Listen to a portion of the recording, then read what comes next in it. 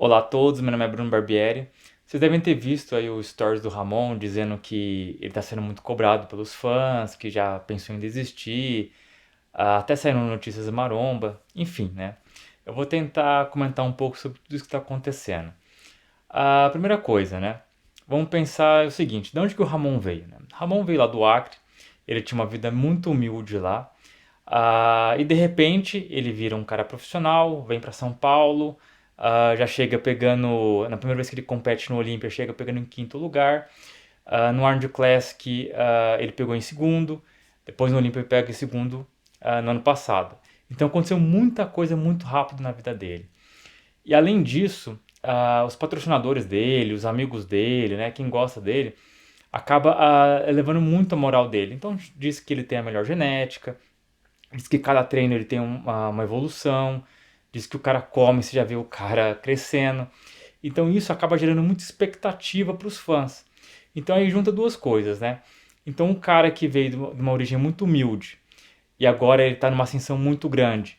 E essa pressão, né, que os fãs acabam colocando em cima dele, porque tem uma expectativa muito grande, né, todo mundo coloca uma expectativa muito grande em cima dele, acaba tendo essa pressão em cima do Ramon e uma hora ou outra ele acaba estourando, falando alguma coisa do tipo, né, que vai desistir, que as pessoas cobram muito ele, né, esse tipo de coisa. Eu consigo entender os dois lados, né. Uma maior crítica dos fãs em cima do Ramon hoje é sobre as poses, né? Então, principalmente nesse último campeonato que foi no Olímpia de 2022, a gente viu que ele errou algumas poses, né? Principalmente quando ele ia fazer o duplo bíceps de costa, ele ficava contraindo muita musculatura e não encaixava a pose. Além disso, eu sempre falo, né, que eu nunca consigo ver os quadríceps do Ramon muito cortados, né?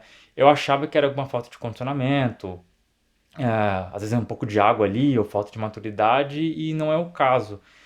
Eu vi no Olímpia que algumas poses ele conseguia fazer, a gente viu esses cortes nas coxas do Ramon, só que em outras poses a gente não conseguia, porque ele meio que esquecia de contrair a coxa.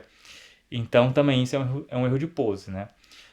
Ele se justifica, né, de que isso aconteceu por vários motivos. Primeiro que muita gente acabou dando palpite, né, no final, na reta final, de como encaixar a pose e tal. E teve aquele episódio lá que ele não conseguiu bater a altura, né? A Classic Physique ele bateu o peso, mas ele não conseguiu bater a altura porque ele acabou diminuindo quando desidratou. O que a gente pode tirar daí, né? Então, primeira coisa, isso que aconteceu é uma desculpa? Eu acho que pode ser utilizado, né? Isso acaba abalando muito psicologicamente ele, mas isso eu acho que só fez piorar talvez uma falta de preparo das poses dele para o campeonato.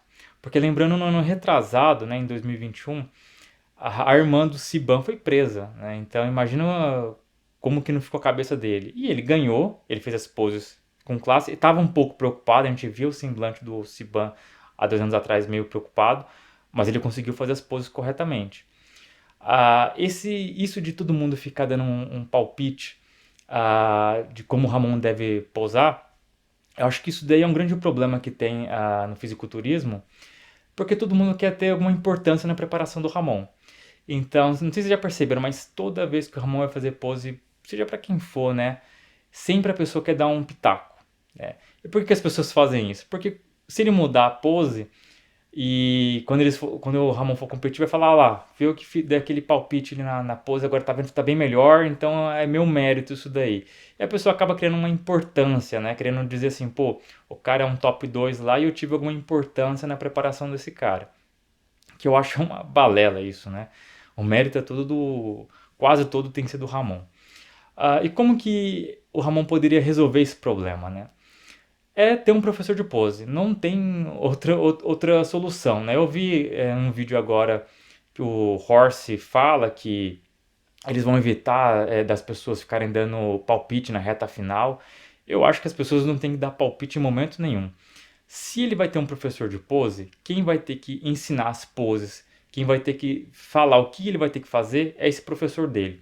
Independente se algum dia ele for lá na academia do Flex Lewis mostrar, né, fazer um vídeo lá, mostrar como tá as poses dele, Eu não acho que o Flex Lewis tem que chegar e falar, "Ah, faz desse jeito aqui." Por mais que o Flex Lewis tenha as melhores das intenções, quem cuida da pose do Ramon é o treinador, né? Pode vir um Ronnie Coleman, Jay Cutler. Quem tem que fazer as poses, quem tem que se preocupar com as poses do Ramon é o Ramon e o treinador dele. Ele tem que seguir 100% o que o treinador dele tá falando, tá? E quando for treinar pose, não é só, assim, ah, faz o duplo bíceps aí, faz o peitoral melhor lado.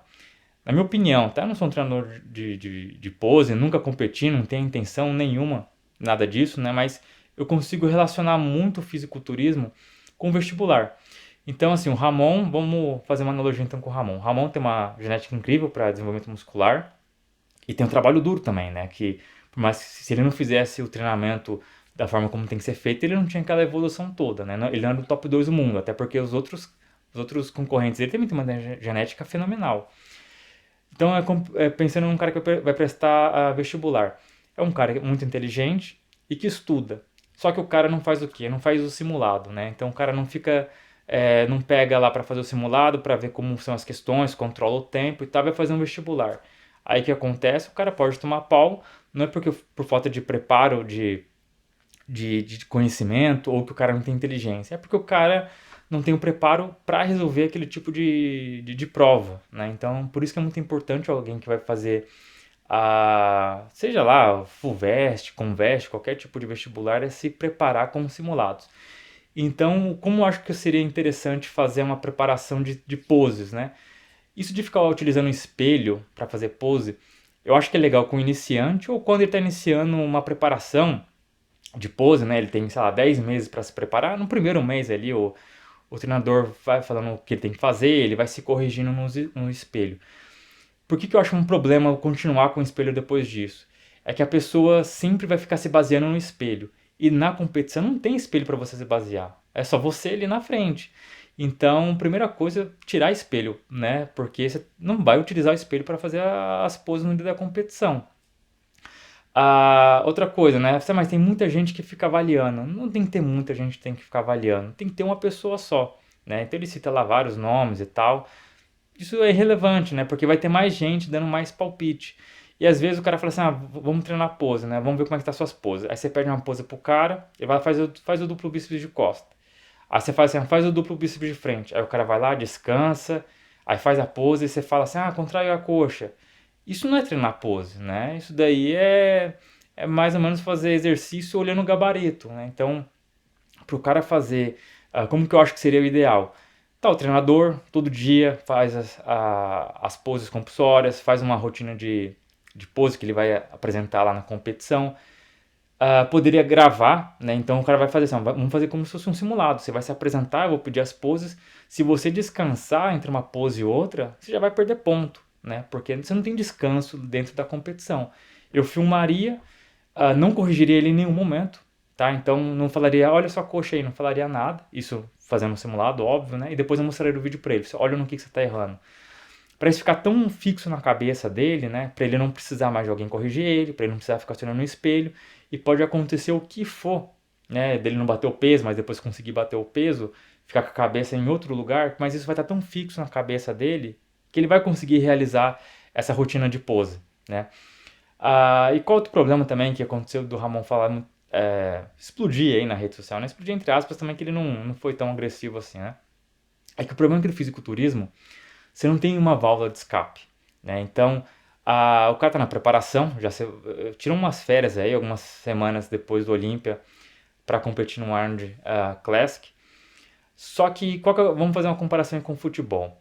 Quando um cara tá com muita pressão no futebol, o que o cara faz? O cara vai lá, some, vai para um bar, fica 3 dias na praia, bebe, enche a cara, come o que ele quiser.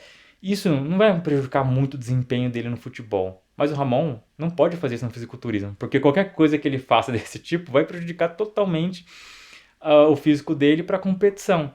Então, essa é a desvantagem do fisiculturismo comparado com outros esportes, né? Que você não pode simplesmente largar o seu trabalho ou tentar se extravasar de uma outra forma para aliviar a pressão.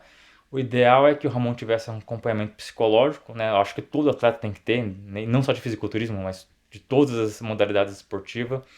Eu acho que ele tem que ter também um treinador de pose, como eu falei, parar de escutar pitaco de todo mundo, né? Por mais que as pessoas tenham as melhores das intenções, ah, o que importa não são as intenções, são os resultados finais, né? Ele fala que tentou encaixar pose lá, faça com um treinador e faça 100% do que o cara falar. Porque depois de um ano, se você não gostou do seu resultado, você pode trocar de treinador, você sabe quem foi o culpado. Ou foi o, o Ramon que não aprendeu, não se dedicou, ou foi o treinador, né? Mas quem tá ali perto vai saber quem foi o culpado. Aí você vai trocar de treinador, põe um outro, arruma outra estratégia de treinar, né?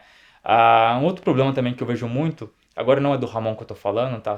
É de outros atletas que eu já vi, né?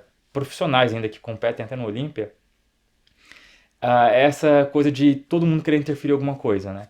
Então eu vi um vídeo de um atleta que estava para competir, já estava no dia da competição, né? Tava poucas horas para subir. Ele tem um nutricionista, né? Alguém que prepara, diz o que ele tem que comer ou não. E daí eu vejo uma outra pessoa pegando um shake, colocando um pré-treino, aí o cara fala assim, né? Duas pessoas de fora, né? Não o cara que tá competindo. Vou dar um shake pra ele tomar aqui de pré-treino. Cara, tem quantas doses aí? Tem duas. Vou colocar mais uma aqui, vamos colocar 3 doses. E dá pro cara, toma aí, toma aí. Tipo, e sem o consentimento do cara que prepara ele, né? Então, sabe, todo mundo quer dar um pitaco ali e acha que não vai ter problema nenhum.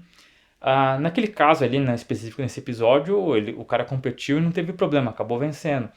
Mas vocês conseguem perceber que pequenas influências ali pode acabar com o resultado de um trabalho duro, né? Então eu vejo que na reta final muita gente dá pitaco, muita gente quer dar uma contribuição e não é assim que funciona, né? E isso é muito no fisiculturismo, porque eu, eu sou nutricionista de vários atletas, né? De natação, de maratonista, lutador. Eu nunca vi nenhuma outra modalidade alguém dar palpite nas retas finais da competição nessas outras modalidades. É sempre no fisiculturismo, né? Então, eu acho isso estranho. Eu acho que se a pessoa tem um treinador, tem um nutricionista, tem que seguir 100% do que a pessoa está falando, né? E não outros ali, por mais que seja melhores as intenções, pode acabar atrapalhando. Bom, basicamente é isso. Se você gostou desse vídeo, não se esqueça de deixar um like, se inscrever no canal e até a próxima.